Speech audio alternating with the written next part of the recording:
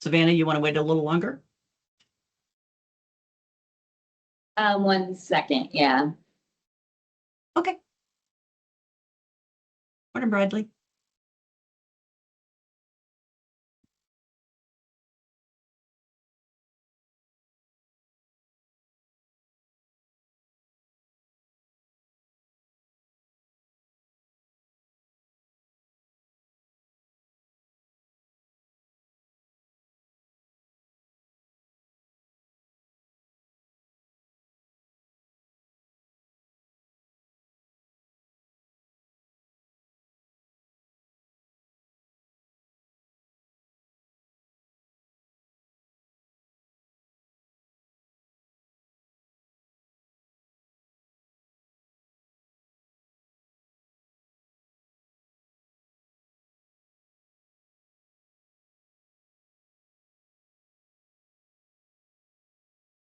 Hey, everybody, we can get started. I've started the recording and I'll hand it over to you, Wendy Sue. Thank you, Savannah. Good morning, everyone, and thank you for joining us today. I am Wendy Sue Wheeler, and I'm Director of the Washington State University Pesticide Resources and Education Program and the Chair of the Pesticide Advisory Board. Thank you so much for being here.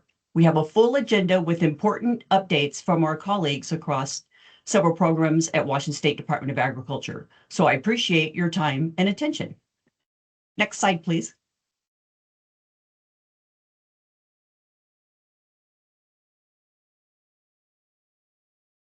Oh.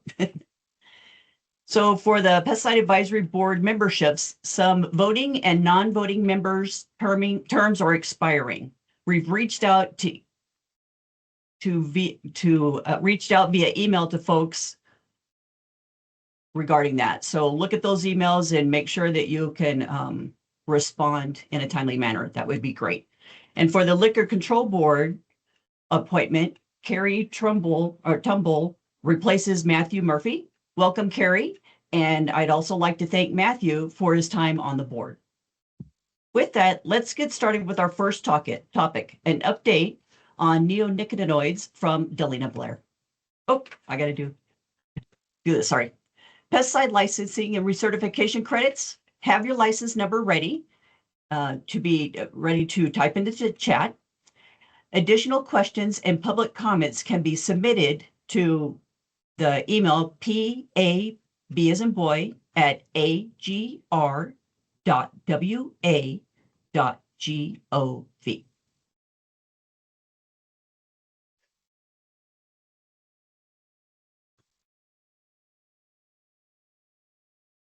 Next slide. Now we'll turn it over to Delina.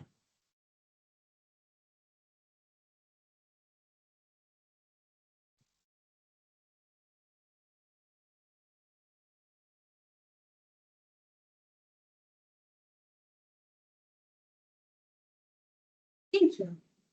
Hi, everybody. Good morning. Can you all hear me? Can I get a thumbs up? Yes. Okay, perfect. Great. So just to give everyone neonic update. So we gave some updates in the spring during our last meeting, but since then we've done some work on implementing the new neonic law. So just to kind of remind everyone, or if people have not heard of this yet, who may be on for the first time at this meeting, during Leg session 2024, a law was passed that basically places restrictions on certain uses of neonicotinoid insecticides, type of pesticide, and it's on outdoor ornamental plants in the state. And so WSDA, we issued an interpretive statement this summer. And basically the interpretive statement determined that we designated some of these neonicotinoid insecticides as commercial use. So any of these that are labeled for outdoor ornamental plants, trees, and turf got a new designation as commercial use. So what that means is these products can only be sold at licensed pesticide dealer outlets, which means that they will be removed from a lot of the marketplaces that people would be able to get them from before. And with doing this designation, it now means that dealer managers will need to be keeping distribution records of these products, the sales they made. So that is what we did in order to implement this. And so just to give you an idea of the types of products that would be impacted and now designated commercial use, it is based on active ingredients. So the labels of these insecticides won't say, this is a neonicotinoid or neonic pesticide. It doesn't say anything like that. So it's based on the active ingredient. Our registration specialists went through all of these products and identified them. They did a lot of shelf surveys. And so those products will be, the designation change, and you'll see changes in the marketplace. It will impact all outdoor ornamental plants, which includes like shrubs and flowers and trees. And then it will also impact like lawns, turf care products, and trees that are ornamental. And if anyone's on the line, they could mute themselves if you're not taking things with you. And then just to kind of share with everybody the timeline of our outreach, because this is how we're, putting our efforts in to implement this. We've, like I said, shelf surveys from registration specialists started this summer. They communicated with the registrants or the product manufacturers this summer as well. And then licensed applicators and dealer managers will be given more information about this upcoming fall for recertification cycles. So when you go to these sessions and you try to get more credits, compliance staff will be sharing this information. And then compliance staff will also be making visits into marketplaces and spreading the word this winter. So we have this, implementation date of January 1st, 2026. We'll start to see these restrictions in place. And we have a whole outreach campaign for home gardeners as well.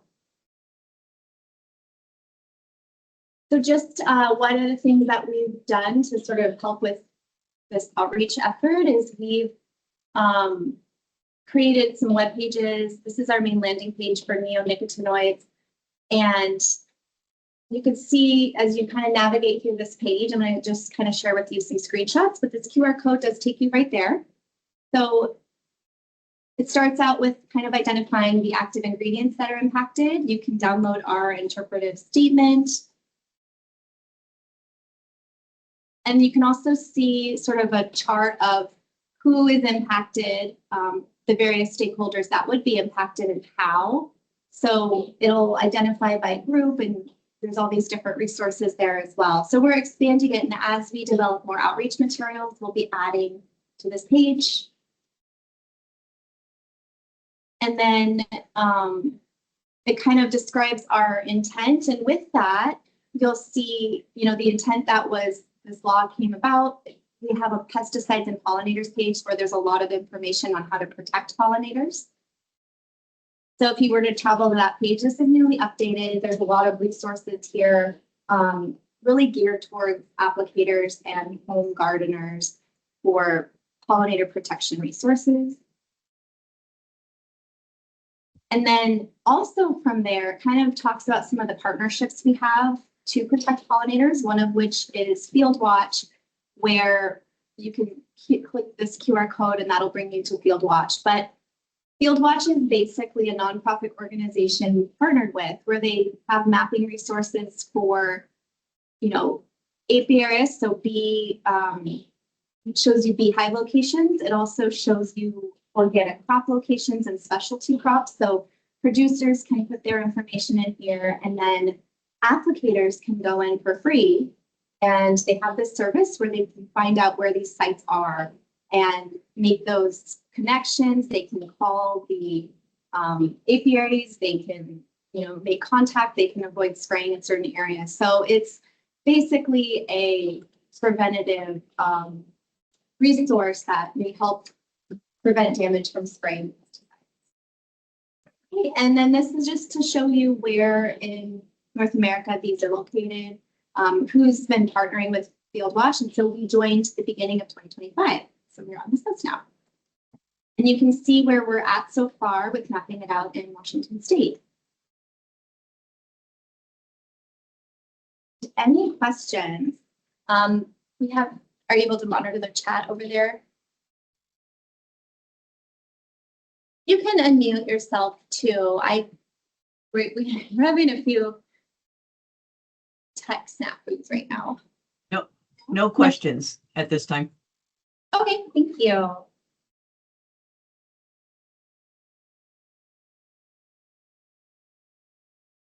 We'll go ahead and turn it over to Abby Nicholson. Thank you, Delina. Abby Nicholson for ESA updates. Thank you.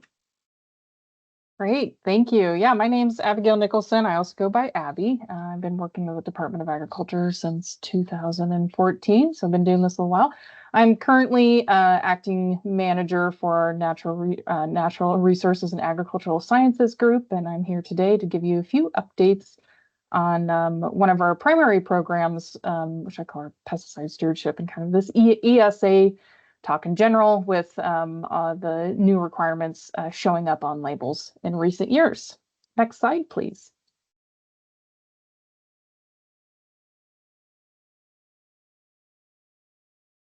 Again, so just as a brief overview, since my time active in this role, we've had some workshops over winter 2025.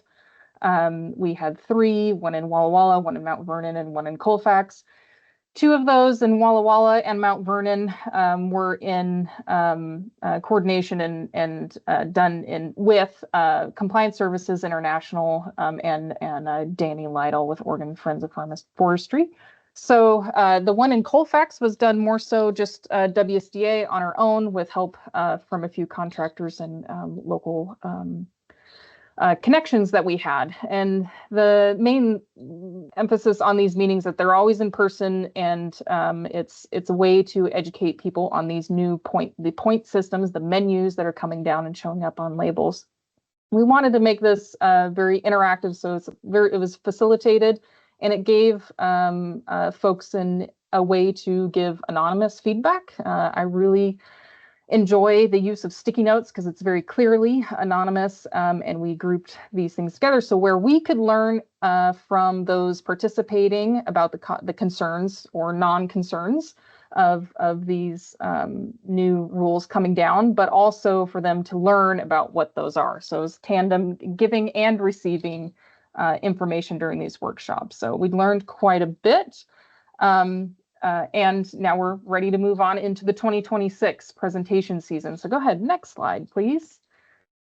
So between the last Pesticide Advisory Board meeting and these other meetings that we had in winter 2025, a few things have changed. And that's been a pretty common theme as these new things are coming down from EPA and labels. There have been several changes as new documents have come out and changes have been made. One thing I want to emphasize is that the utilization of these online menus has made them very manipulatable for all the products that they pertain to. One of those things that changed, something that was added to the runoff and erosion menu, was the ability for a person who is utilizing the NRCS practice EQIP or involved with the EQIP program and utilizing the 595 pest management practice. They, as a landowner for that field, would receive 9 runoff and erosion points. And the significance of the 9 is that is the maximum that will be required on any of these labels. So if you are utilizing that, then you're good, essentially. It is giving credit where credit is due. And as I mentioned, I want to exemplify that that's pretty speedy addition, right? They reviewed it, they were able to add it, they changed the website, and now it applies to all the products that are requiring points. Something that also came about in 2025 was this ecological buffer reduction menu. That's for drift. I should have mentioned there on my bullet point. So separate from the runoff and erosion, there's a drift, I call it in shorthand, the drift menu.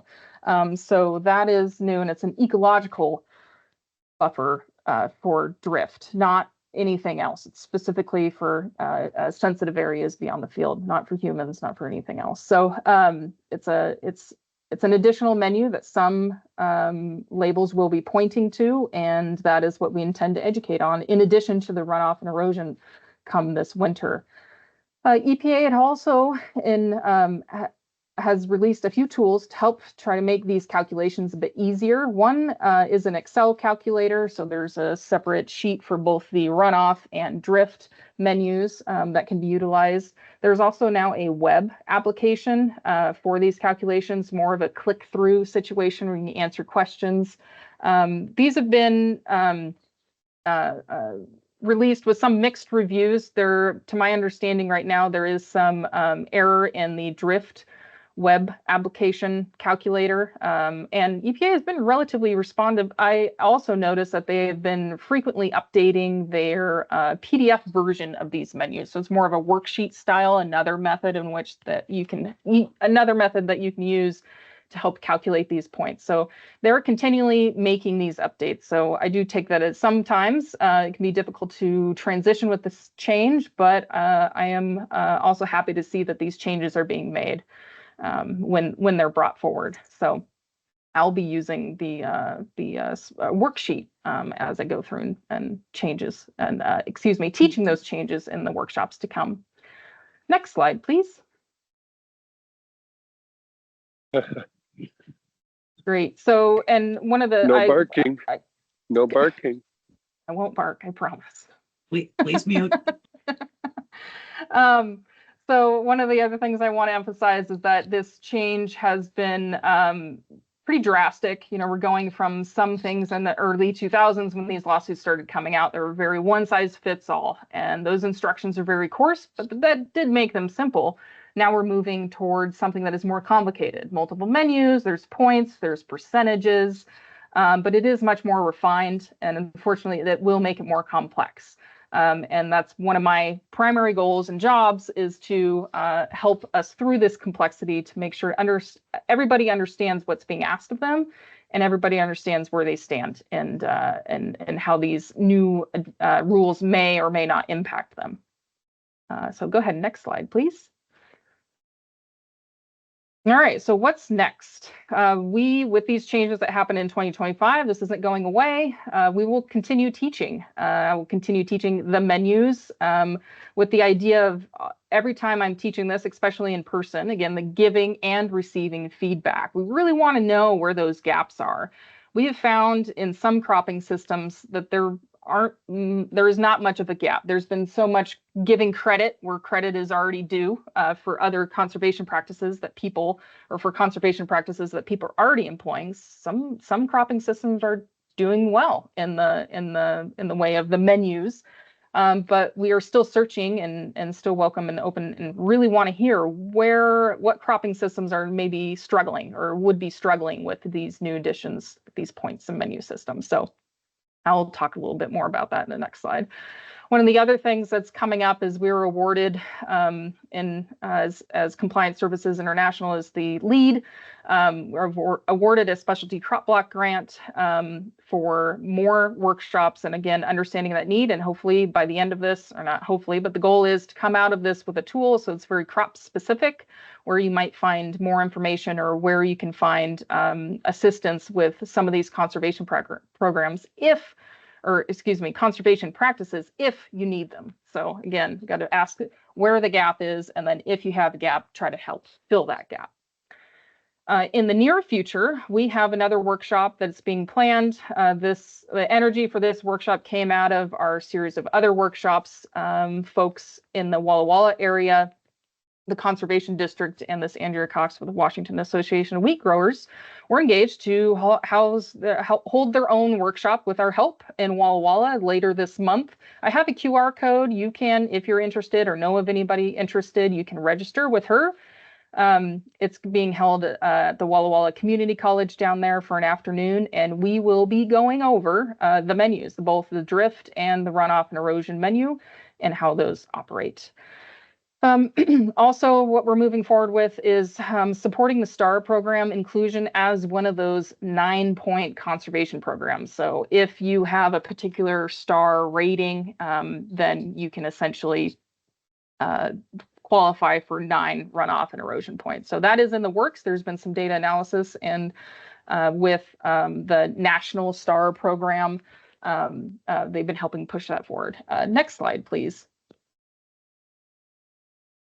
For those of you not familiar with the STAR program, it stands for Saving Tomorrow's Agricultural Resources, and it's mostly soil health based. And the beauty of this is that things that you do for soil health also can do a lot for pesticide off-target movement, and that is what we're trying to get recognized. So it's a tool where you can assess yourself, what your practices or what your routines are on your property and how those relate to soil health. And we are trying to make those connections between conservation practices that have been advertised for soil health. Where do those meet those conservation practices that EPA has on those menus, where we can draw those connections and call them equal.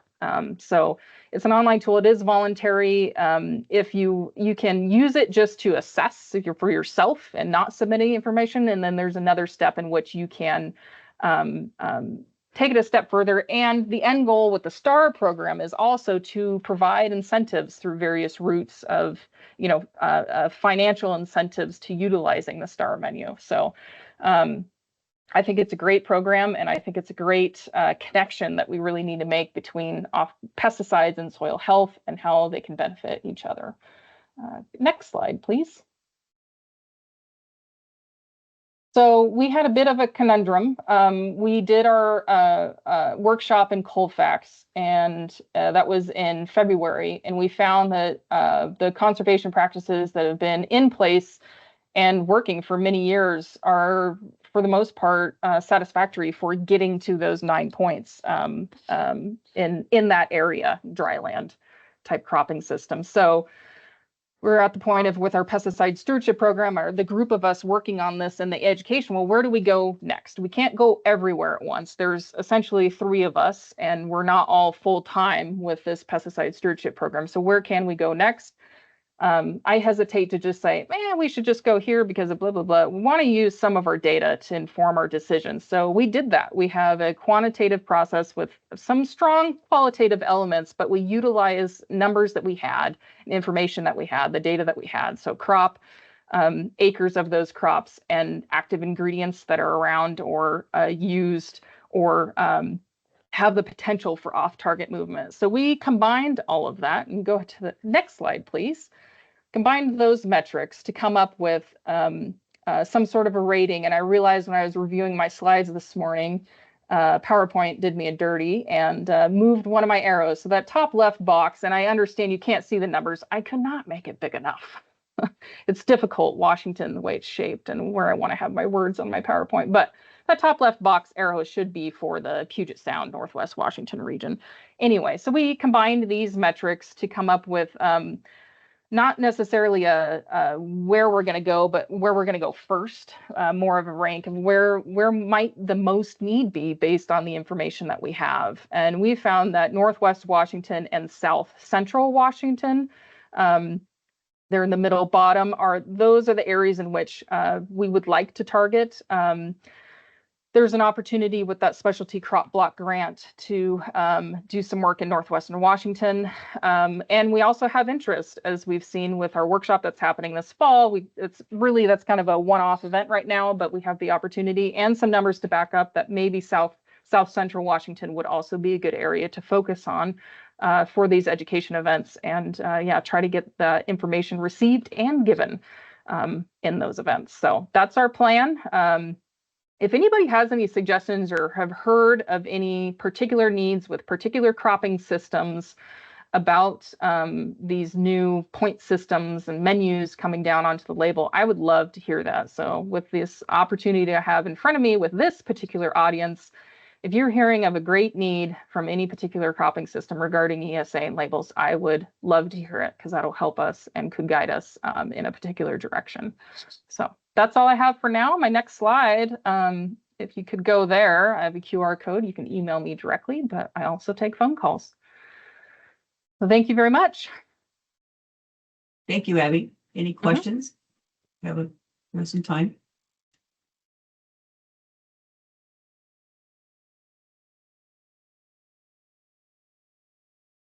No questions in the chat. Hey, I have a question. This is Alan Felsod at Washington State University. Hi, Alan. Hey, how you doing? I was wondering, here, I'll show my face here, so you know I'm a real person, not an AI bot. Um, I was wondering what kind of objections, do you hear objections when you're on the road? Because to me, this is all what I call back to the future. When I was at the University of Illinois between 78 and 93, I was empirically studying how to prevent runoff with the ag engineers, and we published stuff back those days.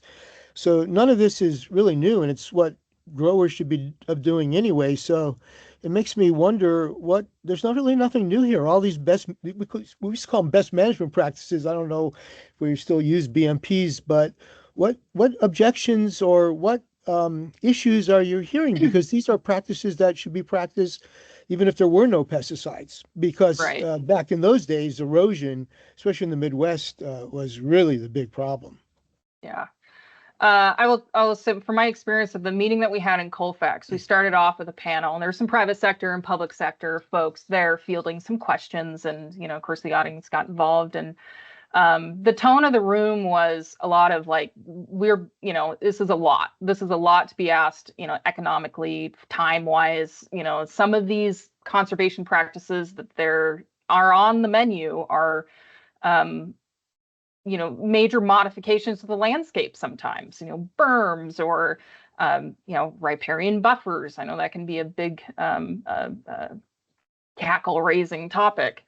So, so on the surface, I think what happens is people see the list. It's a long list, and that can be kind of off-putting, especially if you maybe don't understand or haven't looked deeply into how many things off those lists you're actually being asked to do. A lot of these things, there are relief points or points available for just by geographically where your farm is located. So objections, yes, there have been objections, but what I found in the Colfax meeting is that once we get into it, they find that most of the time, especially in that dryland region, what they're being asked to do is not much different than what they're already doing.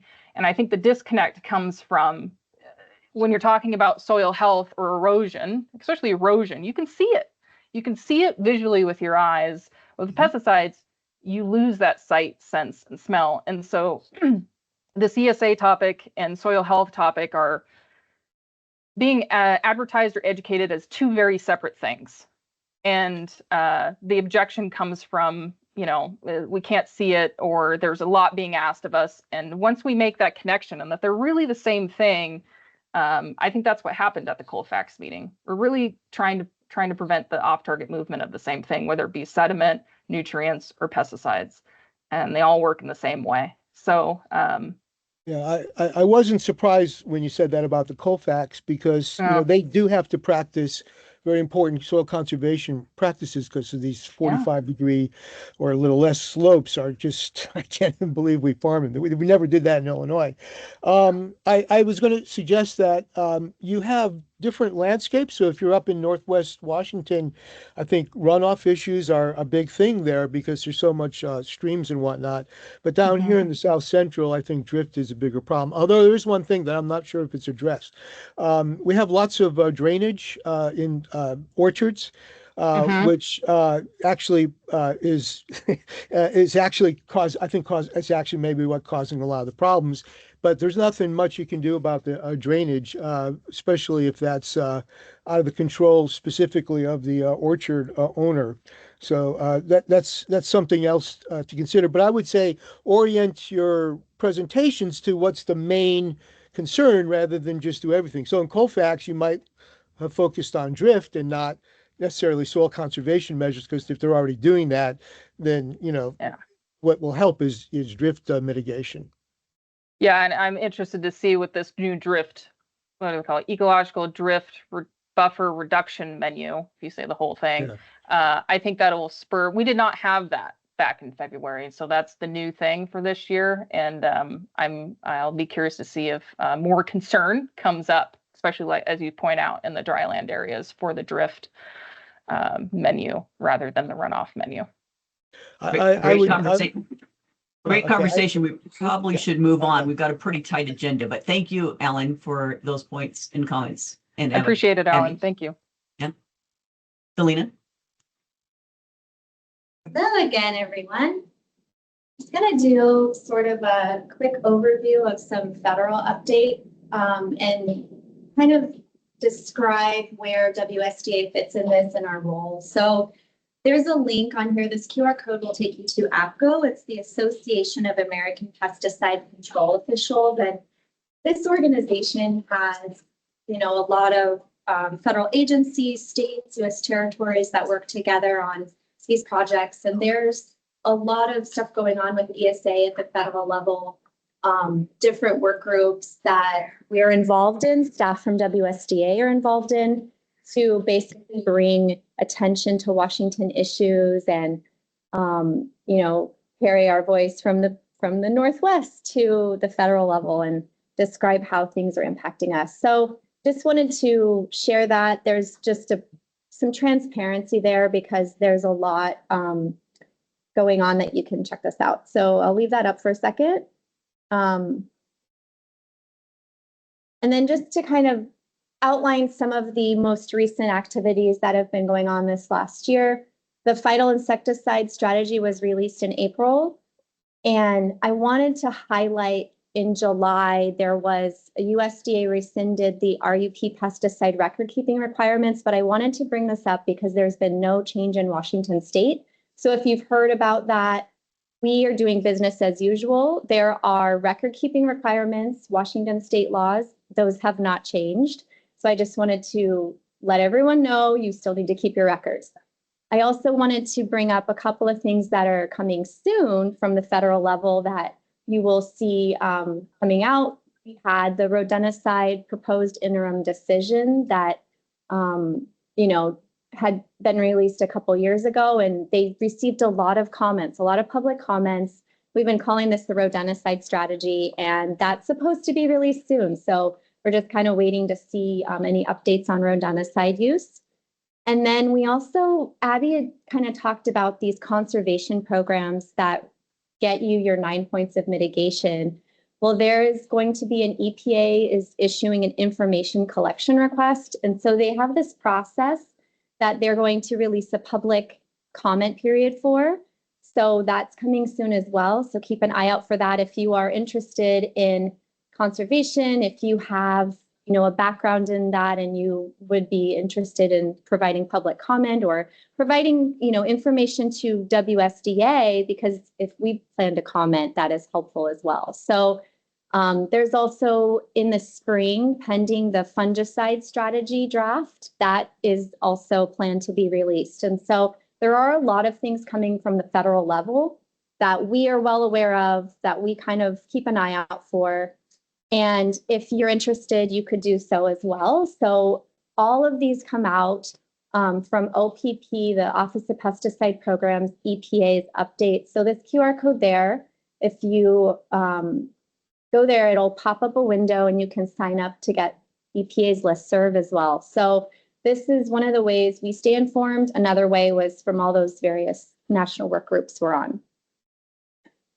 And another thing that we've been doing at WSDA in order to sort of let the public know these things going on, Abby's workshops that she's got, we've got a lot of endangered species pages on our website now that direct you to EPA's resources, one of which is this endangered species community engagement page, and this QR code will take you there.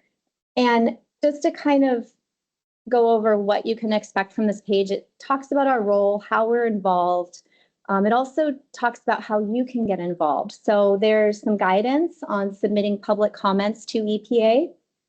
We are going to be adding a table on here that has all of the potential and proposed actions and strategies as they get released. So will be another place to get those updates would be going through our page and also, EPA's listserv. But we want to kind of compile the ones that we think might impact Washington growers and applicators. So we're going to be adding more and more to this.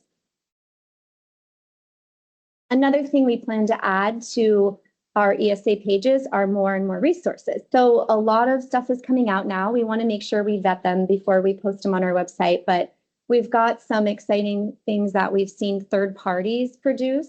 One of which just this month is the mitigation tracker. So the FIFRA Endangered Species Task Force website has put on a mitigation tracker, and it basically compiles all of the different actions and active ingredients that have endangered species language on the label. There's also ESA modules or training material on pesticide environmental stewardship website, and that is through the IPM Center, and they're releasing more of those, but I just noticed this fall they had posted some new ones.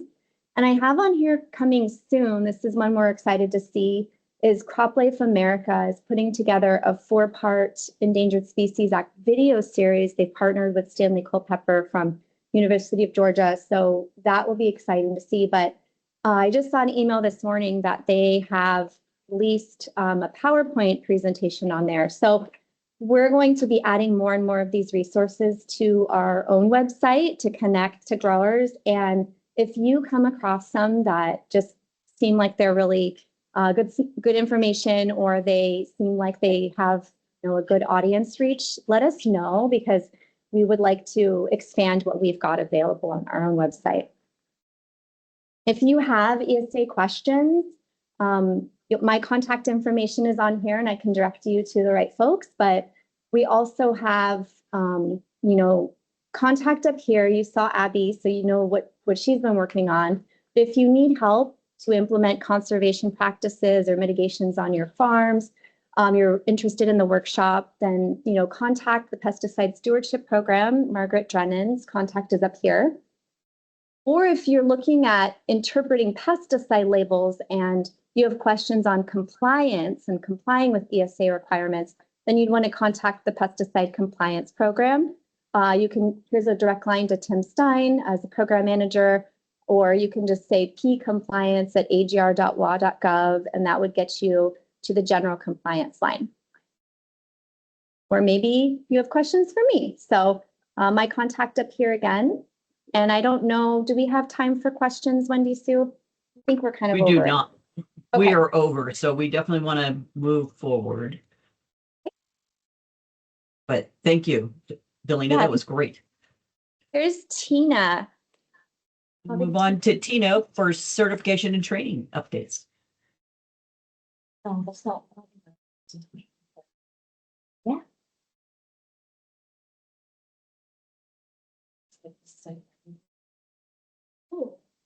I can work with it. That's Okay. fine.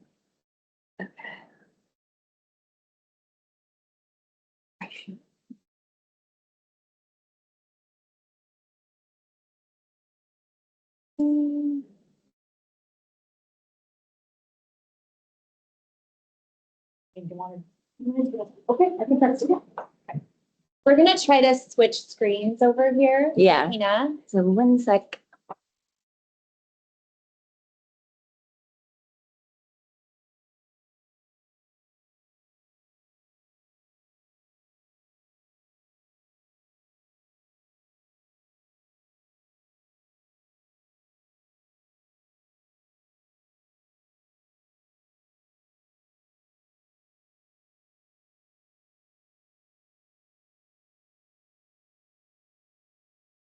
Hi, everyone. Can you see the slide titled the certification and training rule?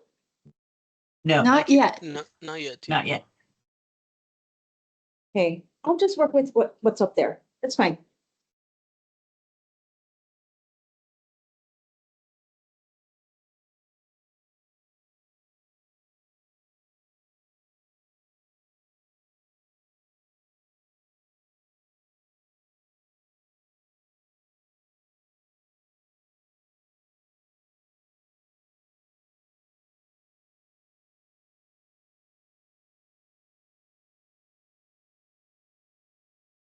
There you go.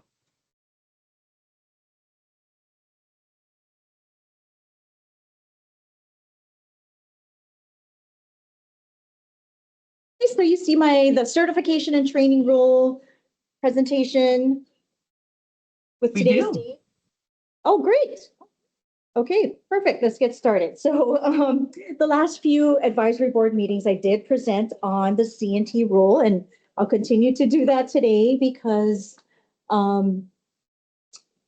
as of January 1st, the C&T rules will be effective. If all goes as planned with the rule changes, which we anticipate it will. So let's move on. So what I wanted to just quickly cover today is the rule change status outreach we've done over the past 5+ years, exam updates that were required to meet the new rules, and resources for our licensees to understand what they need to do to meet the new requirements. So the general pesticide rules are scheduled to be adopted, and the effective date of those new rules will be January 1st, 2026. The small business economic impact statement and environmental justice assessment were completed in September. We did conduct public hearings at the end of September, and we finalized that with we submitted the CR 103 to the director's office. Outreach, and I know we're behind, so I'll just blast through all of these. Outreach we've done was significant over the last 5+ years. We, that have completed on-site and virtual presentations, live presentations to licensees. We created recorded webinars, static, meaning just available on our website or via our agency YouTube. We've also created tailored webinars, recorded webinars that if we are not able to make it to a recertification event or other type of meeting, we will tailor a webinar, a recording for that occasion to be shown based on the attendee group, licensees that will be attending, categories they have, just so that the information they're receiving is applicable to them. We also did notifications in multiple formats via mail, email, handout at events, and extensive outreach via our email blasts and GovDelivery notifications. That QR code does go to our pesticide licensing specific GovDelivery subscription. Please sign up. We do want to move folks away from our standard email blast to this GovDelivery notice. Being that we did extensive outreach, we reached, when I did the math last week, it was about 26,000 individuals that we were able to reach through all of these outreach types. We still had a significant number of people who were concerned about the changes, weren't really understanding the changes, or said they never heard about them. So that being said, I just was hoping to get some guidance from any other agencies out there that have done a huge rule change like the one we are doing now, and seeing if there are other strategies we could try to improve how we notify customers of these significant changes. Any advice is welcome, because it's, as we go forward with these changes, we know that there will be other things going on that we need to, provide outreach for. So I'll provide my contact information at the end. So if you could email me or call me, I'll be happy to chat about that. As far as exams we needed to change, we have a total of 39 exams, 6 of which are available in Spanish. 23 exams needed to be created or updated. And my team has been doing, I have a team of 3 people only that have been working on those changes, including updates to Spanish exams. So it's been a significant amount of work for them. But we are close to 75% completed. And we do anticipate having all of the updated exams available at the new and existing testing locations by early December.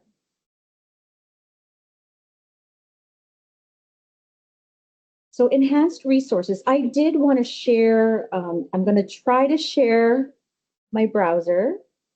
So please let me know if it does not work. I am going to show folks how to reach the changes so they can learn how they meet the new requirements. So I'm going to go to the main WSDA website. Are you seeing that right now on my screen? We are not, Tina. Oh, okay. You know what? To save time, I'm just going to skip over that whole demo thing and not going to share that at You all. could try it now, maybe. I stopped sharing. Okay. I'm going to try that again. There you go. Do you see that now? Not yet. Okay, I'm going to try sharing again.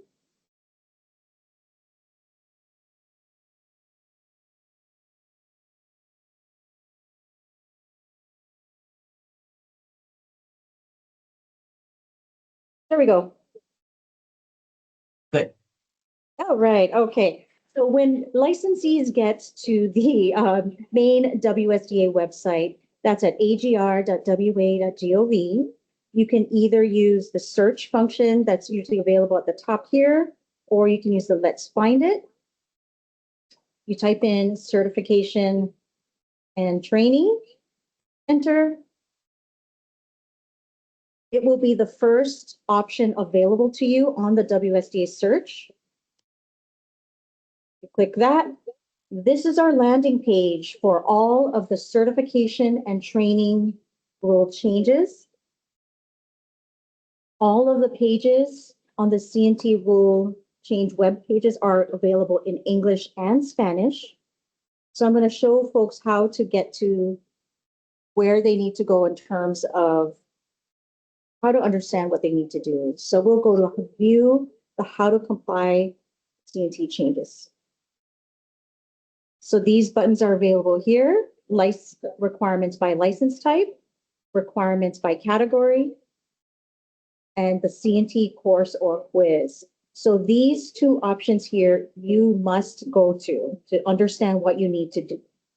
So I'm going to skip over to the category requirements because that's has the most impact, I believe. So you will be able to jump to any of your categories here. I'm going to jump to agricultural weed control.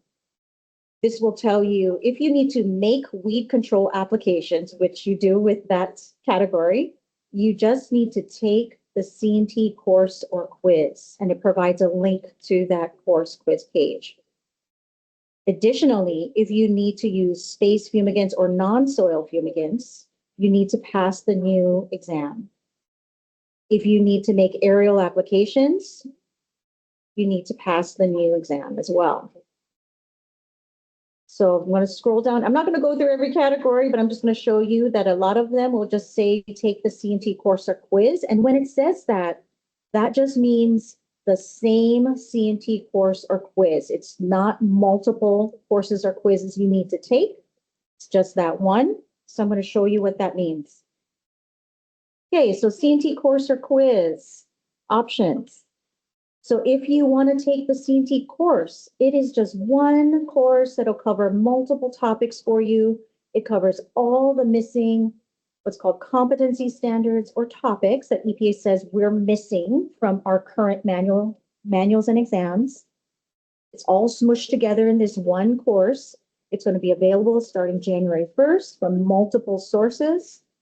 It does count towards your standard 40 or 20 credits as well. So it serves two purposes there. And so when do you need to take that by? I'm going to cover that in a bit after I cover the quiz. You can take it more than once. You will be able to search for it on our recertification course page. And the cost of that is really dependent on the course sponsor. I'm going to scroll back up here to the quiz. It's one quiz similar to the course. It's going to have all these different topics smushed into one quiz, 15 to 20 questions. It's open book. All the information you need to pass that quiz is going to be provided in that quiz. It's just a couple sentences, then a question, couple sentences, then a question. We're going to make it as easy as possible to pass that quiz. All we need to, we're worrying about here is making sure you receive that information as a licensee. You can take it more than once. And it will be available starting January 1st, 2026. You will contact us to sign up for it. And the cost of that really depends on the quiz method. So you can come to a standard paper-based session to take that quiz. You can use computer-based testing. I don't anticipate anyone choosing that option. It's pretty costly. We will have an online option available for you, and that is free. So I'm going to go all the way down here to when do you need to take it Oh, I by? was calling you back. That is really dependent on your recertification cycle, the licensee's recertification cycle. So if your cycle is 2023 to 2027, they will have until December 31st, 2027 to take that. And then they are done. So more information is available. I'm not going to have time to cover that all again? the information available on the CNT rule updates pages, but those are just a few of the things that are available there. I did share a QR code there a bit ago, but as you saw, it is really easy to find that from the search bar. The other thing I wanted to share with you also is something that we will be launching later this year. It is a licensee and company portal. Some of you are already familiar with the recertification portal that is available. And you, as licensees and companies, you'll be able to access all of your information, more detailed information than is already available on the website via the license search page. You can submit change requests, and employment of an employee, add an employee, as you can see here. So some of you are already familiar with this course sponsor portal. We'll have the individual portal available where you can make multiple changes to your records here. And the company portal, I know I'm over time, so I'm just going to end here where you can select which company you want to make changes for if you are the responsible party for more than one. Okay. So I'm going to stop sharing. Well, actually, I'm going to bring up my contact so that you can, if anyone has any questions or suggestions on how we can better our outreach or improve our outreach practices, that please feel free to reach out to me. This QR code also goes to that CNT page I showed you. Or do I have time for questions?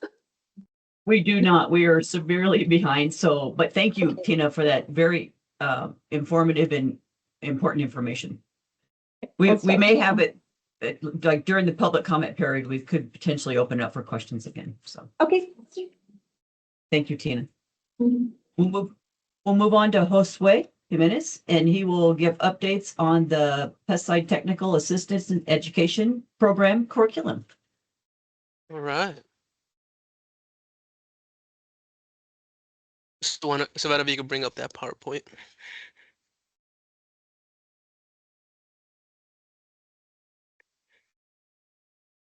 And we're having to keep a tight deadline because we do have a public comment period that has to start at 9:30. So to meet the requirements.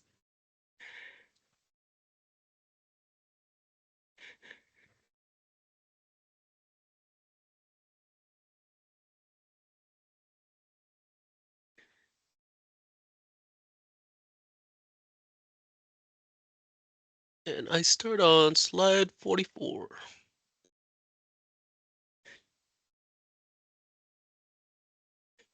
Yeah, I'll try to catch up as much as I can. If I'm speeding through it, let me know. In the public comment, I could also answer any additional questions. You're good. Thank you. All right. You might need to switch to presentation mode on the screen, Savannah.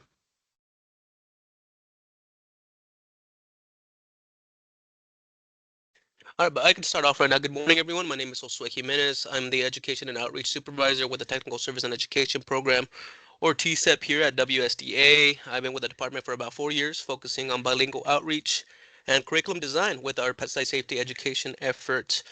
At the last advisory board meeting, my counterpart Flor Servine gave you guys a great overview of our program and different services we offer and the audiences we reach. Today, I want to take a step further and share how we're updating our curriculum, what's driving those changes, and what those updates will look like moving forward.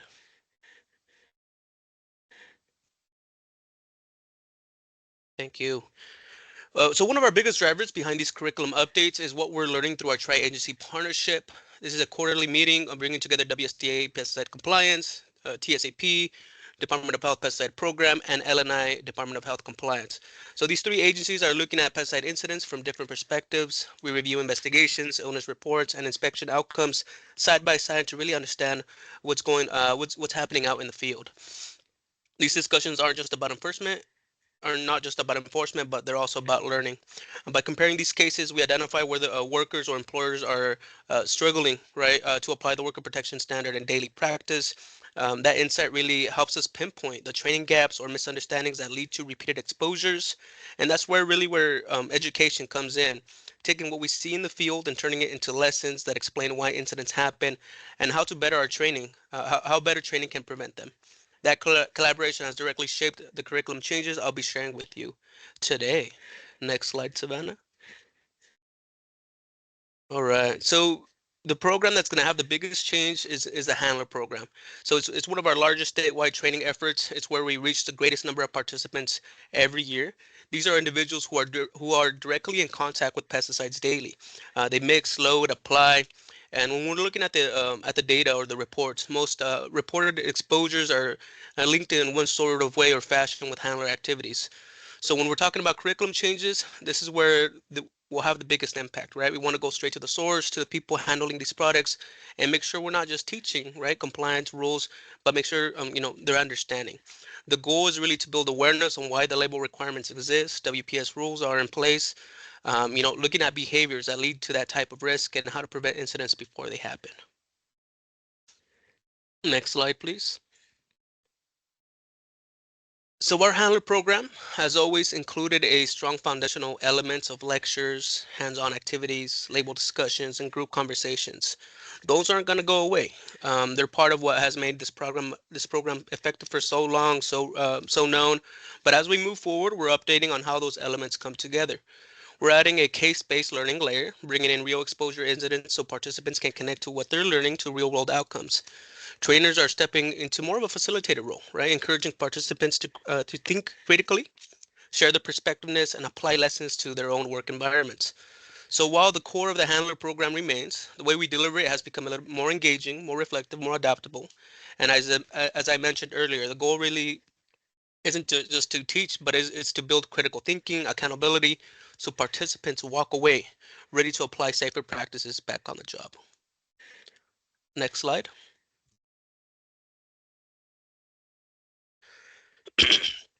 So in updating our training,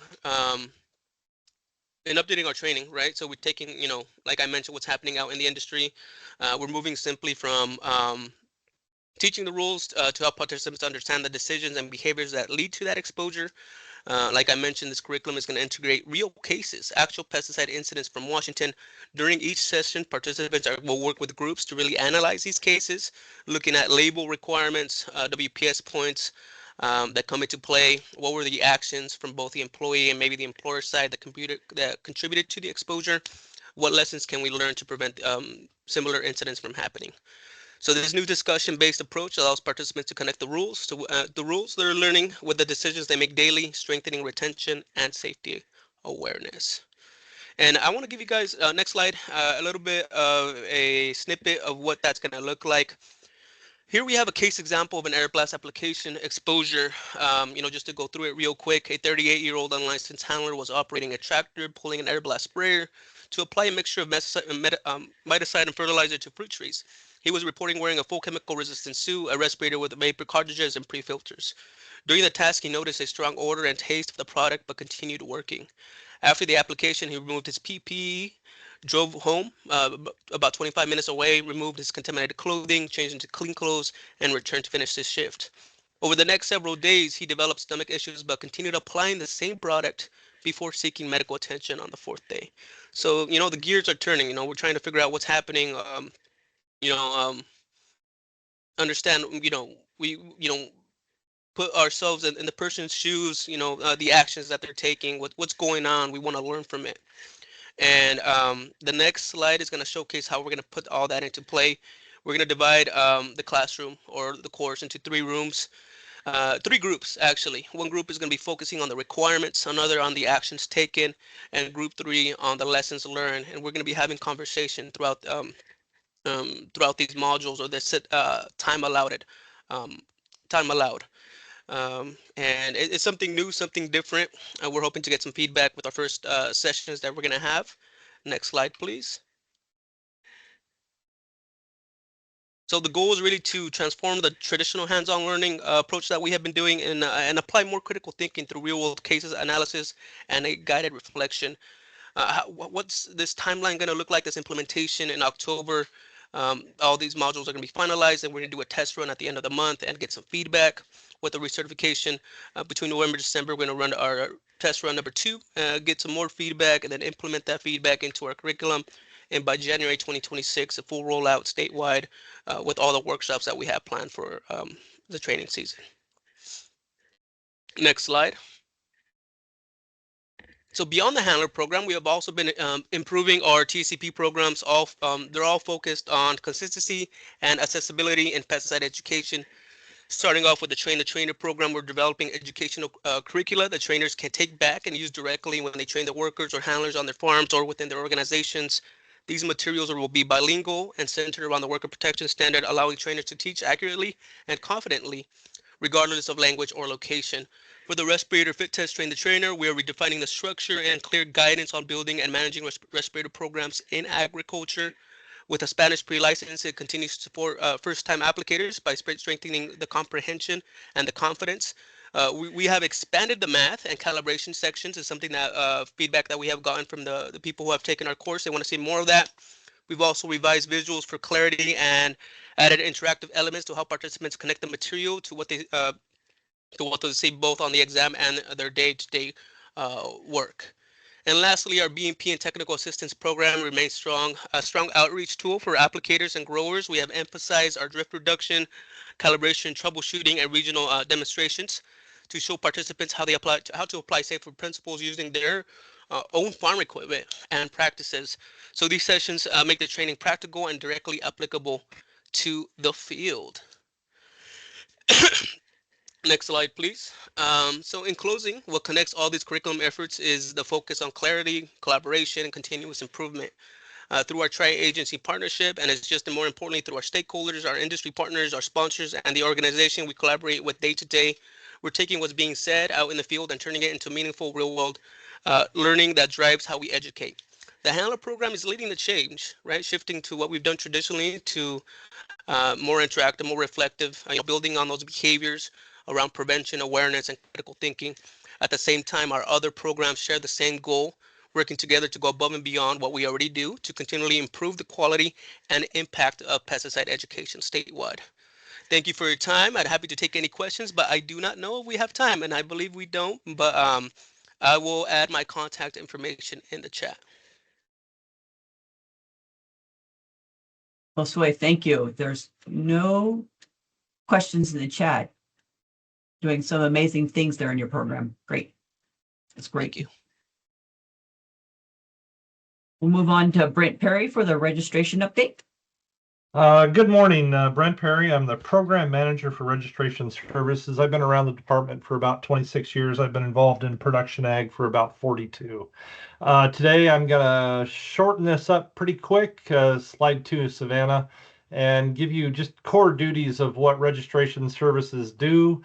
Quick and dirty, we generate the bulk of the revenue for the division through product registrations. As you can see, product registrations for pesticides are up, fertilizers are down. There's a reason why I mentioned fertilizers.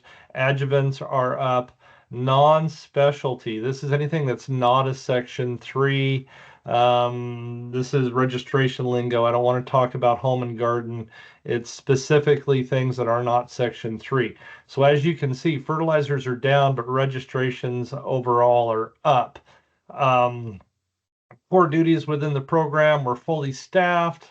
We have a desire to attract and retain staff because it takes about 2.5 years for somebody to even become comfortable with being a registration specialist, continue to gain an understanding of ag. When it gets right down to it, when you talk about registration, the success of the program is the staff. Database stuff. We have finally, after too many years, finished our registration databases, both on the pesticide, fertilizer registration, and compliance side. We have online payment portals. This allows registrants to manage and renew their products online without working with us. The efficiency is huge. I'll show that in a minute. It also gives visual management to see what the statuses are. They could print a certificate. They can see what products they have registered. It's pretty significant. And obviously it's increased the efficiency of the program. Next slide, Savannah. So just a real quick visual here of all the products that we've received year to date. We're 98.7% approved. I don't know about you guys. I think that's a pretty good number. Next slide, Savannah. With that, and I don't have an arrow showing, but the actual number of companies has increased as well. So not only do we have more products, we have more companies registering those products. So the core duties are expanding. Next slide, Savannah. So when we talk about databases and efficiencies, one of the biggest things we've done, and we've just finished this, is an online portal. This allows a company to see exactly what they are responsible for in their company by a product line. As you can see, there's a number of options here. They can register or renew products. They can generate a certificate. There's a lot of things they can do here. Once again, this is what's taken the onus off of us pushing paper and putting it on the actual registrant to get their information put into the database. Next slide, Savannah. Part of that has been an online search. Our IT program is underwater. They've got a lot of things going on. So we worked with our developer to actually put an online search for products that's a public search. Now, this isn't the same as the search that we have developed internally for our pesticide compliance program or other state entities. This is public and it's going to go through our portal. So it's reduced, but it will allow you to search. Next slide, Savannah. Duplicates and next slide, Savannah. So here is a company. This happens to be BASF, a product that I know just a little bit about, Pursuit. So I've gone in here and I've searched Pursuit. It shows status, it shows registration number. There's a lot of information there, but the big one that it shows is the L with the pencil. Next slide, Savannah. So in this particular case, not only can we show all the registration information, but we can also show the pesticide label, the most current one we have. This is pretty significant to people wanting to know just about everything to do with this product. And it reflects back to what Abby was talking about too, when it gets to SL or endangered species stuff and any other criteria on the label. Next slide, Savannah. Future projects, we are, in an effort to continue to increase our efficiency, going to review how we do specialty registrations. Special local needs, experimental use permits, and adjuvants are very time consuming. A lot of that involves the actual applicant and getting them to submit the information that they need to do. So we're going to review and rework a little bit of that and put some support to it. Additionally, we are helping other programs with the technology that we've developed, the online payment, the searches, the enormity of our database has been a real boon to, I think, the division and to the industry for allowing them to see more complete information quickly. So that's my time. I'll put my contact in the chat if anybody has any questions. And Wendy Sue, I just got you caught up. Thank you very much. I appreciate that, Brent. That is fabulous. So we will move on to compliance update from Tim Stein. Good morning, Savannah. Do you have mine? Or... There we go. We'll start with that one. So good morning, everybody. I'm Tim Stein, Pesticide Compliance Program Manager. I'm going to give you a little bit of an update about what to look forward to here in the 25-26 compliance season. We're going to cover some staffing updates, what our activities have been here for the last year, a couple of rulemaking things that haven't already been covered, like the neonics, and then also just touch base on a compliance perspective from ESA. So next slide, Savannah. We've had some significant change here in the last year. Some folks have retired. Fortunately, we have an outstanding staff with lots of years of experience behind it, and we've been able to fill those vacancies with staff internally. We've had some shifts there. We've opened up some new investigator positions because of that. But what I can tell you at this point in time, we are currently sitting with only one vacancy, and we do have approval to fill that. It is currently listed right now. So hopefully by next spring, when we chat again, we will be at 100% staffing. And that's contributed to the next slide here, our activities for this past fiscal year. So we have a very complicated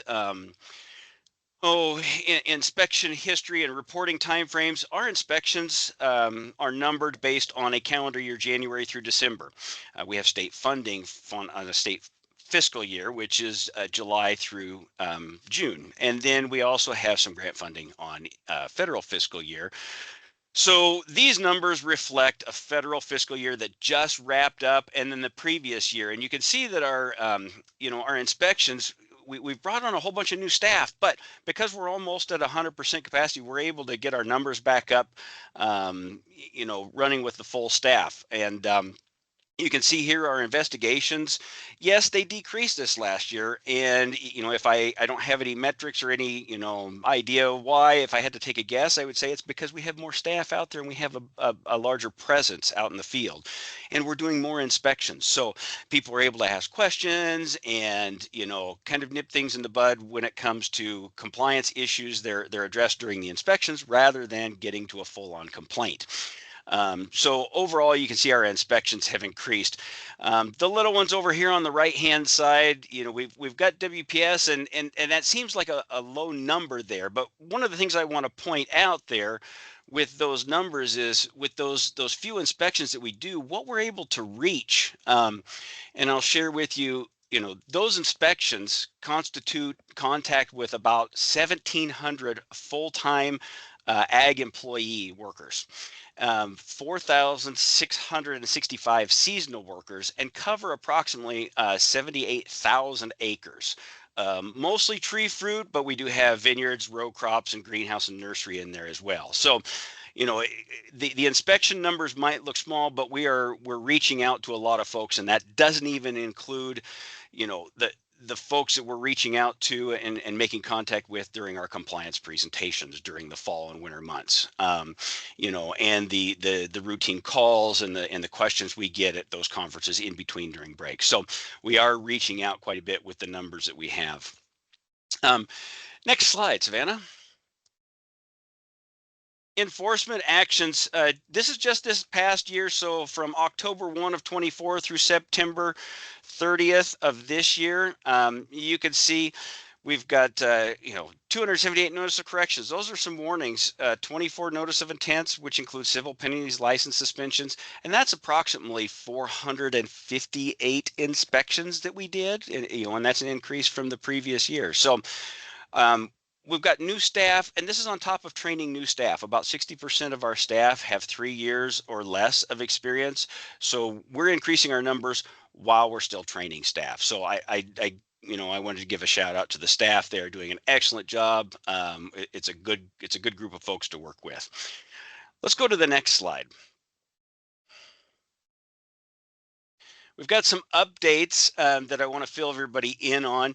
Chemigation and fertigation. I don't know if many people on here are familiar with that, but chemigation, the process of putting pesticides through an irrigation system, and fertigation is obviously putting fertilizer through an irrigation system.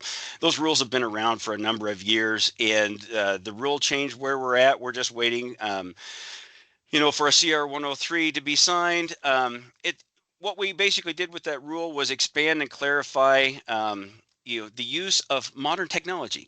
These rules were written before everybody had basically a giant computer sitting in the palm of their hand, and so there's remote monitoring systems out there that weren't incorporated into the rule and actually couldn't be used legally because it all had to be done by visual monitoring. So we've modified the rule to allow for some of those things, and I think most folks would agree that a 24-hour a day, 7-day a week tracking system on your phone that pops up is better than requiring just hey, go out there once every 4 hours. So the rule is modified to allow for some newer technology and possibly reduce some risks there, and then replaces, just updates some language. You can see we've got some acronyms in there that we've replaced. American Society of Agricultural Engineers gets updated to American Society of Agricultural and Biological Engineers. So pretty straightforward rule, really expanding for those that do chemigation and fertigation, it just allows them to do things more efficiently. Next slide. Next rule we're tackling here is the WPS application exclusion zone rule. Many of you are aware that worker protection standard has been around for a number of years, and Washington State has incorporated those federal requirements into their own rules, which is WAC 16233. And there were some major revisions about 10 years ago, and those included an application exclusion zone, which was basically a moving buffer zone around your application equipment that applicators would have to stop an application, make sure they weren't going to drift before they could continue on. And there was some conflict, or there was some scrutiny over the rule language. And anyway, so EPA came out with a 2018 interim decision, and WSDA adopted that interim decision in 2020. Well, here in December of 24, EPA came back with their final decision on that and says, no, we can't go with the interim decision. We are going back to the original one. And basically what that entails is us having to modify our rules back to what it was originally posted in 2015. So that AEZ now is a 0, a 25, or 100-foot application exclusion zone around your equipment.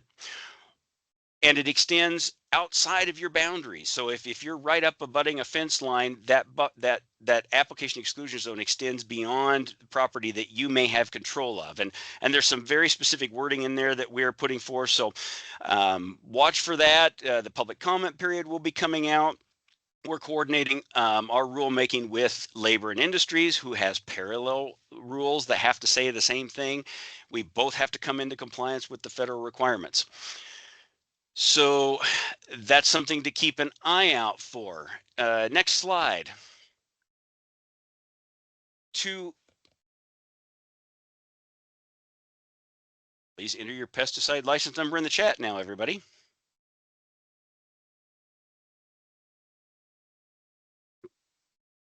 Do I still have more slides, Savannah?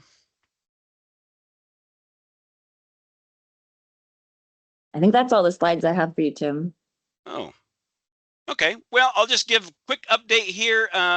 We do have, to help with some of the AEZ and the WPS requirements, I want to give a shout out to our TSE partners. Earlier this spring, we've had our English checklist for our WPS inspections available online for a number of years. Working with our folks in TSE and our own folks in our compliance program, we were able to get that translated into Spanish. That's available on our website under the WPS section.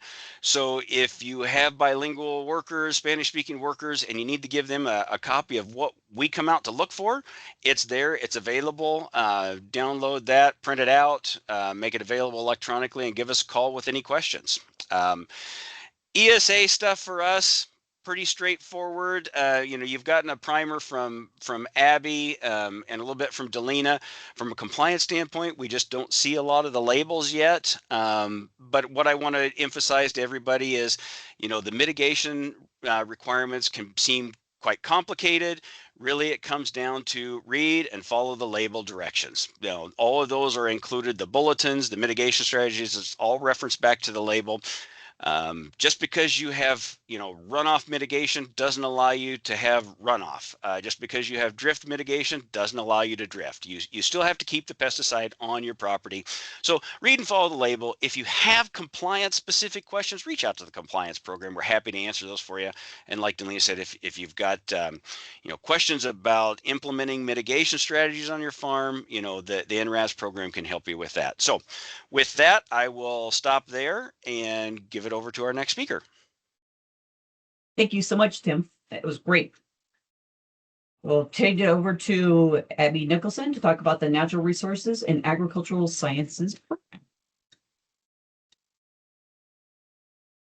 Great, thank you. Yep, coming online here again. I don't have any additional slides. I'm just going to be doing some talking. So we have several programs within NRAS here, and I was just a few brief updates for each one of them. So our soils program, that STAR tool that I was talking about, that assessment tool, is out and available right now for grain and legumes, and then recently just added ability for orchard and vineyard. So growers in those cropping systems can take advantage of that right now.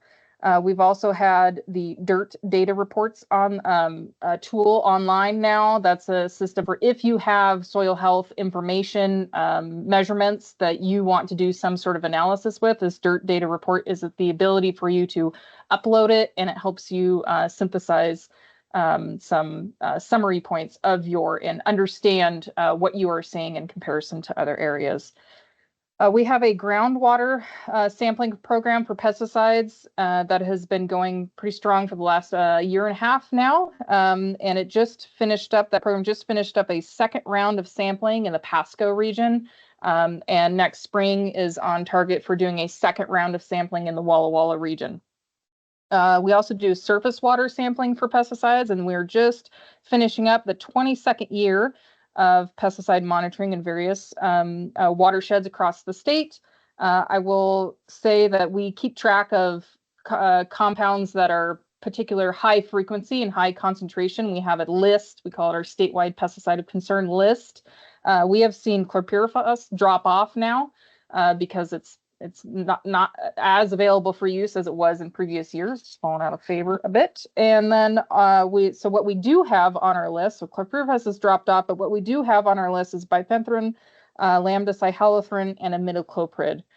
Those are insecticides that continually come up at a relatively high concentration and high frequency. We do detect other compounds, but they're typically at either low concentrations or low frequency. So these are the ones we highlight when we go out and do education. And our agricultural land use crop mappers have surveyed 11 counties this year. So they're finishing up as the growing season comes to a close, finishing up with some QA/QC, but both in Western and Eastern Washington have covered 11 counties. So it's pretty good. I will leave it at that and let us keep going. Abby, thank you very much. That's great. We'll finish off our agenda with the Pesticide Application Safety Committee update from Kelly McLean.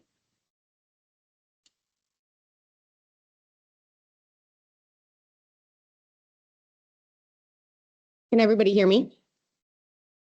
Yes, thank you. Perfect. Hi, everybody. This is Kelly McLean. I'm the AES Assistant Director here. One of the things that we talk about is the opportunity to interact and engage on pesticide topics across the landscape. The Pesticide Advisory Board's purpose is obviously to get updates from WSDA and for us to get feedback from you all on the work that we're doing on a daily basis. Another space that was legislatively created that allows for that is the Pesticide Application Safety Committee, of which I co-chair with the Department of Health. We cover a lot of the same topics, but most everything that we do there is really focused on worker safety. So it's really kind of narrow in that sense.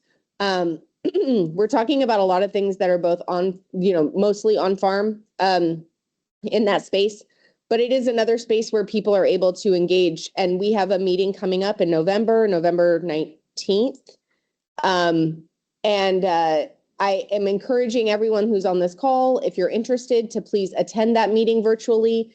It's a really good opportunity to get more updates and more in-depth information about things like what Josue was talking about earlier with some of the work that we're doing, looking at case information, to get updates on some of the other programs that are being run and how WSDA, LNI, and DOH work together in this space to improve outcomes for workers and reduce overall pesticide exposures. So just encouraging people to attend those meetings, get on the listserv to get the notices from DOH through Gov Delivery to get invites for those. We love to have public comment at those meetings. We love to have interaction at those meetings. So, if you have the opportunity and the interest, take a look at the agendas and see whether or not it fits into your schedule. We meet a couple times a year. So it's also a really good time to hear about the differences between what we do and our partners at DOH and LNI do, both in the education space as well as in the regulatory space, and how those things work together. So just wanted to put the call out there for Pasco is another space where you could be engaged. And we look forward to increased community engagement in that forum. Thanks. And Griselda has put a link into the chat for that committee. So thank you, Griselda. And thank you, Kelly. We have about 4 minutes to public comment period. Does anybody have any quick questions before the public comment period?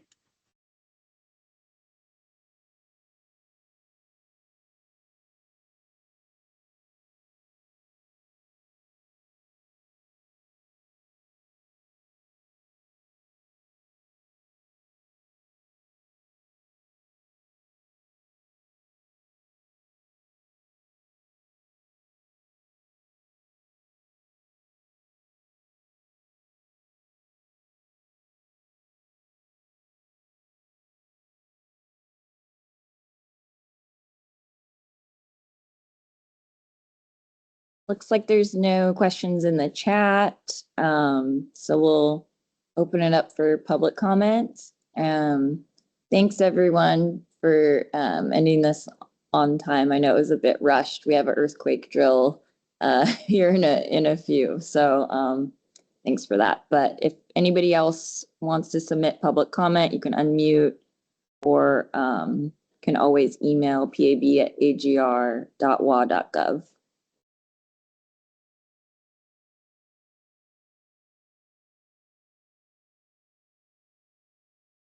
We have a question in the chat. On one of Tim's slides, it noted 3 license suspensions. What are the criteria for suspending a license, or where would I find that information? Thank you. And that's from Sean, Department of Ecology. Yeah, I can address that quickly, and I can put something in the chat. You're a little quiet, Tim. Let me move the mic down next to my mouth. Thank you, Wendy Sue. Thank you. Yeah, Sean, I can address that. So our penalty matrix is located in WAC 16228, and that's our guide for doing the license suspensions. Of course, there's always opportunity if somebody wants to call and negotiate that, offer any kind of rationale or reasoning for the violation, or lessening that. They can talk with our case reviewer. But also the notice of intents that get issued along with the license suspensions are posted. The penalties and license suspensions are posted on our website. I'll get those links and add them here to the chat. Thank you, Tim.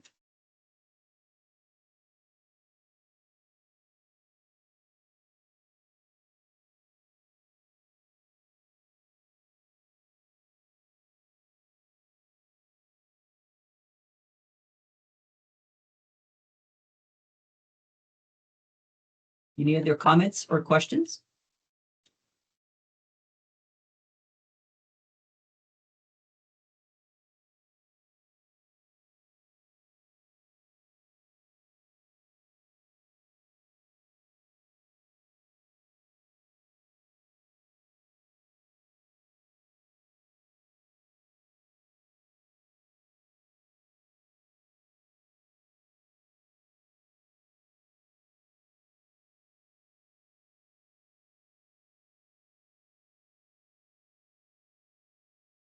So public comment period is officially open.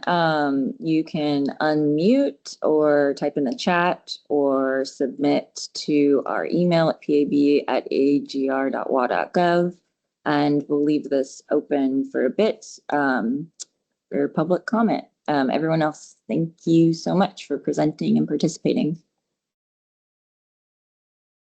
Yes, thank you, everybody. It's great to have you here.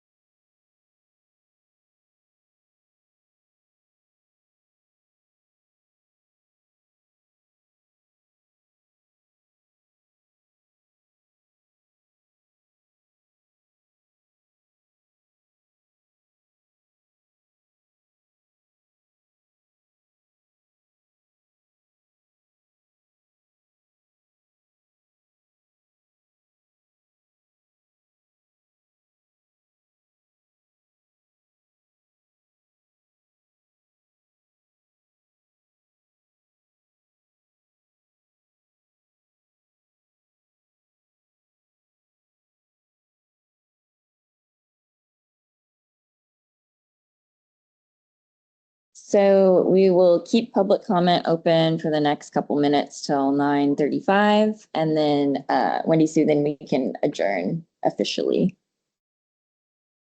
That sounds great. Thank you, Savannah.